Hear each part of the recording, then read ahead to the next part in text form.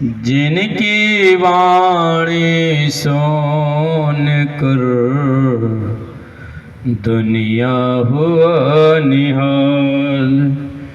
खिले कमल के पंखुड़ियाँ सम नयन सुशोभित हैं अभिराम। महर्षि में ही महान बुद्धिवर कोटि कोटि सादर प्रणाम। अज्ञान तिमिर से आच्छन्न मानवों को अमृत सुधा पिलाने वाले 20वीं सदी के महान संत सद्गुरु महाराज के युगल पाद पद्मों में कोटिशः नमन। आराध्य देव के मस्तिष्क स्वरूप परम पूज्यपाद गुरुदेव महर्षि संत सेवी परमान जी महाराज के श्री चरणों में नमन करता हूँ। आराध्य देव के हृदय अवतार योगी राज महाराज परम पूज्यपाद महर्षि संत साई स्वामी जी महाराज के श्री चरणों में नमन है। मंच पर मंच आसीन पूज्य संत चरण वयोवृद्ध जन सत्संग प्रेमी महान भावों आदरणीय माताओं तथा भक्तिमती बहनों एवं नगरवासियों सभी सदात्माओं को मेरा बारंबार नमस्कार जोहार। बोलिए श्री सद्गुरु। आप सबों की उपस्थिति परिस्थिति के अनुकूल ठीक ही है, तब पर भी आवाज में कमी है। इतना सुंदर भंडारा यहाँ चला है कि नाक तक पूरन किया है, तब पर भी नाको दम हो रहा है, आवाज निकल नहीं रही है। इसलिए बुलंद आवाज से जयकार कीजिए। अनावश्यक बातें शांत हो जाएगी, सुनने में मन लगेगा और सुनाने में भी मन लगेगा। इसलिए एक बार फिर से बोलिए, बोलिए श्री सद्गुरु महाराज की जय। चलिए कोई बात नहीं है, जो करेंगे जय उसका पाप होगा क्षय, और जो नहीं बोलेंगे जय तो अपने हिसाब लगा लेंगे पाप कहाँ जाएंगे। अभी हम लोगों ने मानस्य पाठ सुना है। गोस्वामी जी ने लिखा है, सुनि समझई जन मुदित मन मज्जहि अति अनुराग। लहई चार फल अछत तनु साधु समाज प्रयाग। एक प्रयागराज तो वहाँ है जो आज के समय में उत्तर प्रदेश के अंतर्गत, पहले उसका नाम बीच में बदल गया था, पहले ही प्रयागराज था, अभी भी प्रयागराज है।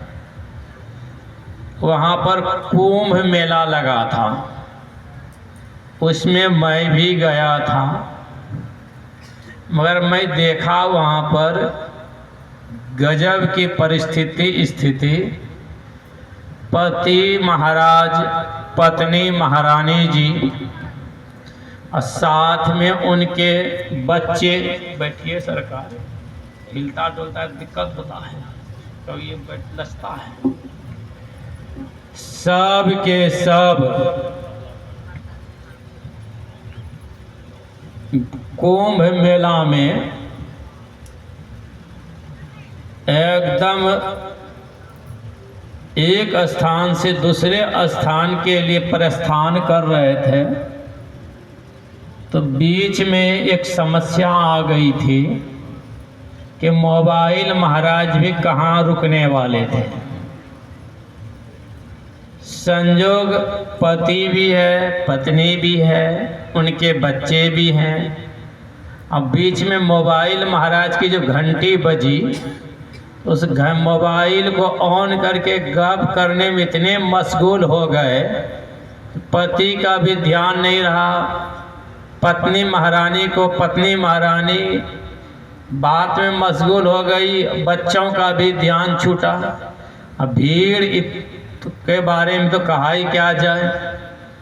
पलक झपकते ही पत्नी अलग, पति महाराज अलग, नन्हे मुन्ने दुलारे प्यारे बच्चे भी अलग हो गए। जब संग में थे तो बड़े मजे के साथ चल रहे थे। अब बीच में कॉल आया, उस कॉल को रिसीव किया, बात में इतने मशगूल हो गए कि ना पति का ध्यान रहा ना बच्चे का ध्यान रहा। अब परिणाम मोबाइल महाराज में इतने मशगूल हो गए, अब भूल गए कि मेरे साथ कौन कौन है। अब परिणाम क्या होगी, अब जब मोबाइल से बातें बंद होती है तब दृष्टि घुमाती है तो देखती है ना तो पति बगल में है ना बच्चे हैं। तब पता चलता है मोबाइल महाराज अच्छे हैं कि बच्चे अच्छे हैं। अब सब के सब एक दूसरे को ढूंढने लग गए। पत्नी को पति महाराज ढूंढ रहे हैं, बच्चे माँ को ढूंढ रहे हैं, माँ बच्चों को ढूंढ रही है, मगर सब के सब परेशान है। क्यों?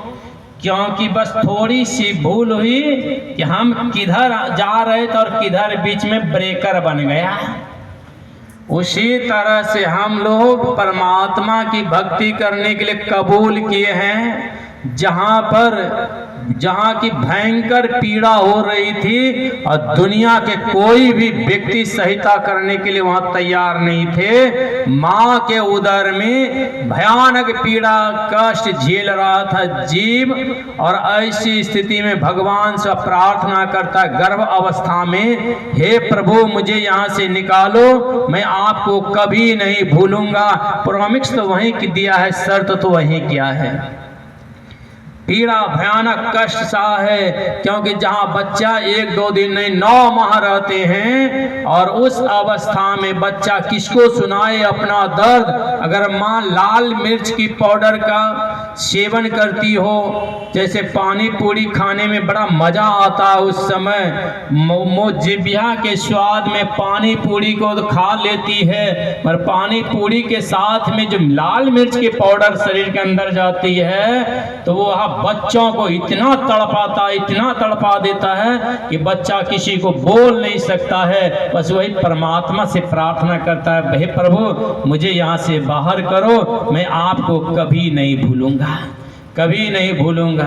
गर्भवास में कॉल किया था, नाम जपूंगा मैं तेरा, इस झूठी दुनिया में आकर नाम जपन तेरा भूल गया। तो परिणाम हमारे पूज्य स्वामी किशोरानंद बाबा ऐसे महात्मा, जिन्होंने इनकी समिति पाकुड़ जिला की समितियों की सहायता से इतना बड़ा कार्यक्रम हुआ। किस लिए?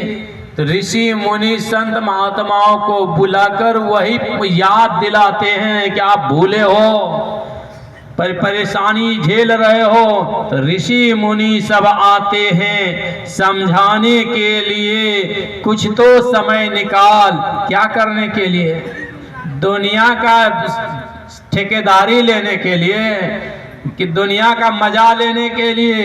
अरे दुनिया की ठेकेदारी और मजा लेने वालों को इतनी बड़ी सजा मिलती है, उस सजा के लिए कहा करो रे बंदे वादिन की तदबीर। जब जमराजा आन पड़ेंगे नेक धरत नहीं धीर, करो रे बंदे वादिन की तदबीर। उस दिन को याद किए जब जमराजा आएंगे तो क्या करेंगे? वो मुंगरी मारत प्राण निकासत नेक धरत नहीं धीर। ऐसी मुंगरी की मार पड़ेगी कि फिर वहां कोई चारा नहीं चलेगा, उस जगह कोई बचाने वाले नहीं आएंगे, तड़प तड़प कर दुनिया से जाना पड़ेगा। इसीलिए कहा हौस कर लो अभी।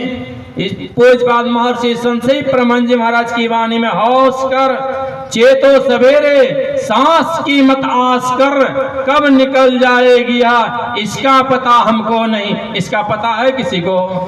अगर इसका पता होता तो आज ही पूज महाराज जी को जाने की आवश्यकता होती, पता रहता तो। मैं तो देखा एक महात्मा जी यही 28, 27 और 28 जनवरी को 3 बजे प्रवचन खूब किए अपराह्न वेला में, 3:30 बजे रात्रि में उसने भोजन किया, रात में शयन किया। मैं 11 बजे रात्रि में सोने के लिए गया। संजोग 12 बजे रात्रि मेरी आंखें खुल गई। मैं जब बाहर निकला पूछता हूँ, जब बगल में था, मैं बोला महाराज जी आप छटपटा क्यों रहे हैं, क्या हो गया? उसने कहा डॉक्टर साहब को बुला दीजिए। कहा जहाँ पर था वहाँ पर से डॉक्टर साहब के लिए जाने के लिए 20 किलोमीटर रेंज करना पड़ता। मैंने कहा हुआ क्या? कहा जल्दी से बुला दीजिए। तो संजोग था जिस घर में मैं था उसी घर में गांव समाज के डॉक्टर साहब थे, मतलब दवाई देने वाले, सुई लगाने वाले, जानकारी उसकी अच्छी थी। संजोग था उसका जो दामाद आया था वो MBBS किया हुआ था, उसको बुलाया और उसी तत्क्षण उसी समय उसने कहा मुझे शौच जाना है, उसका शौच ले गया। फिर आया और आ करके मुझे लगता है मुश्किल से 10 मिनट टिके होंगे। ऐसी अवस्था में कहा अब अंतिम पगार में आप हो, जल्दी से गुरु महाराज का नाम का सिमरन करो। जैसे सिमरन किया करेंगे 2 मिनट तक, 2 से 4 मिनट टिका और दुनिया से राम नाम सत करके वो चल दिया, तुरंत शरीर छोड़ दिया एकदम 12, 12:15 बजे रात्रि में।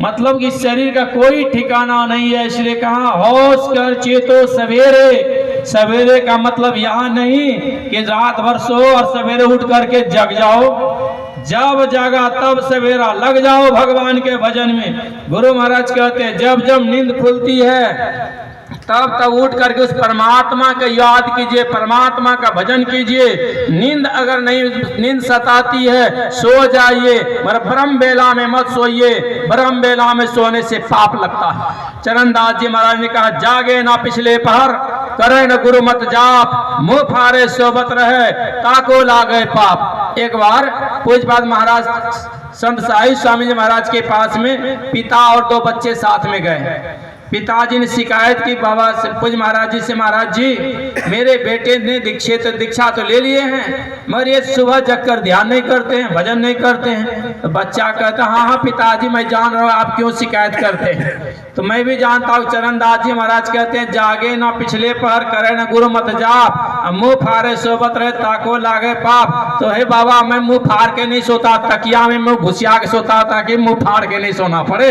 पाप ना लगे। मतलब बच्चा भी बड़ा होशियार से काम कर लिया कि मुंह तकिया में सटा के सोता है, तकिया में घुसिया के सो, अच्छा रजाई के भीतर में घुस कर सो, चाहे कितनी भी मलाई खा लो, मगर एक दिन जम का डंडा जब लगेगा तो सब मलाई बाहर कर देंगे। इसलिए उससे बचना है तो एक ही बचाने वाले के पास में जाना होगा, जिसके लिए कहा संत कबीर साहब ने क्या कहा उनकी वाणी में है, गुरु की भक्ति अति ही झीनी जैसे मकरी की तार। मकरी कहीं से तार नहीं लाता है पर तार पर मकरी चल देता है कि वो अपने स्वयं निर्माण करता है। और कहा गुरु की भक्ति कटे जम फांसी, जम की अगर फांसी कटता है तो एक ही उपाय है गुरु की भक्ति अर्थात परमात्मा की भक्ति। गुरु की भक्ति कटे जम फांसी, जम के मुख पर छार, निगुरा क्या जाने। जम के मुख पर जो छार का उपमा दिया, जैसे चूल्हा से निकला हुआ छौरा, अर्थात छार वो जो परमात्मा की भक्त, उसी परमात्मा की भक्ति करने के लिए मीटिंग हुआ है। उस मीटिंग में ये सब पहुंचे विशारद, जो कि हिंदी सब्जेक्ट से BA ग्रेजुएशन करता है, उसे विशारद की डिग्रियां देती है। और जो संत महापुरुषों ने अपने आप को ढूंढ कर जान लिया परमात्मा को, वे सबसे बड़े विशारद, ज्ञान के पुंज होता है उसके पास। इसीलिए कहा वो विशारद की डिग्रियां प्राप्त करने वाले कौन हैं, तो शिव अज सुख सनकादिक नारद, जे मुनि ब्रह्म विचार विशारद। सोचने की बात है देवर्षि नारद जी भगवान श्री राम का अवतार हुआ है त्रेता युग में, और देवर्षि नारद जी पहले से डंका बजा रहे हैं। अब वेद और श्रुति की बात है। वेद तो पहले से अपरुषीय ग्रंथ है, तो कौन से राम की चर्चा की है? जो राम सब में रमण करता है, जो राम को प्राप्त करने पर जीव को विश्राम मिल जाता है, वो राम है। इसीलिए कहा उस राम, राम ब्रह्म परमार्थ रूपा, अविगत अलग अनादि अनुपा। जो परमार्थ है, अविगत है, अलग है, अनादि है, वो राम का शाश्वत पद है। उस राम से प्रेम करने के लिए कहा सब कर मत खगनायक यहाँ करिए राम पद पंकज ने। सबों ने विचार करके कहा उसी पद को प्राप्त कीजिए जो शाश्वत सनातन है, उसको जो प्राप्त कर लेता है। इसी के लिए कबीर साहब ने बहुत सुंदर उपमा दिया है। एक जगह बाराती बहुत लोग गए थे। बाराती की इज्जत कब तक उसको मिलेगा? चाय पान। जब तक दुल्हा दुल्हन नहीं मिला है तब तक बाराती का खूब इज्जत मिलता है, बहुत इज्जत होता है। बाप रे बाप, चाय पर चाय, पान पर पान, अब बुफे सिस्टम, रसगुल्ला टान देखेंगे। बहुत ऐसी स्थितियां होती तबे तक जब तक दुल्हा दुल्हन नहीं मिला है। इसीलिए कबीर साहब ने कहा देखा देखी के है बात नहीं, कहा सुनी की बात। दुल्हा दुल्हन मिल गए, फीको पड़ा, जीवात्मा परमात्मा मिल गए, इंद्रियां फीकी पड़ जाएगी। यह ज्ञान होता है इसी सत्संग से। इसलिए सत्संग से लागी रहो और भाई, बनत बनत बन जाई। कहने के लिए बहुत सारी बातें हैं, आगे नहीं बढ़ूंगा, वाणी को यहीं विराम दूंगा। बोलिए श्री सदगुरु महाराज की जय।